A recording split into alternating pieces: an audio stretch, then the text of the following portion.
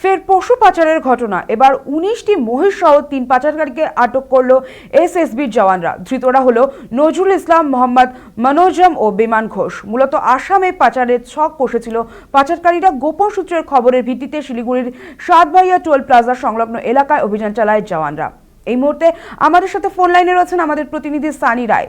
সানি, ঠিক কি হয়েছে এবং কিভাবে এই ব্যক্তিদের আটক করলো পুলিশ? একেবারে বিরাট। দেখো, তোমাকে জানাবো যে বারবার কিন্তু শিলিগুড়ি থেকে বিভিন্ন পাচারকারীরা সক্রিয় ভূমিকা পালন করছিল এবং যেমনটা খবর ছিল সেভাবে তোমরা জানো শিলিগুড়ি যে টোল গেট ধরে সেই টোল গেটে কিন্তু রীতিমতো গোপন সূত্রে খবর ছিল এবং সেই মোতাবেক পুলিশ সেখানে উপস্থিত ছিলেন। শুধুমাত্র পুলিশ নয়, পাশাপাশি যারা এসএসবি জওয়ানরা ছিল তারাও কিন্তু সেখানে উপস্থিত ছিল।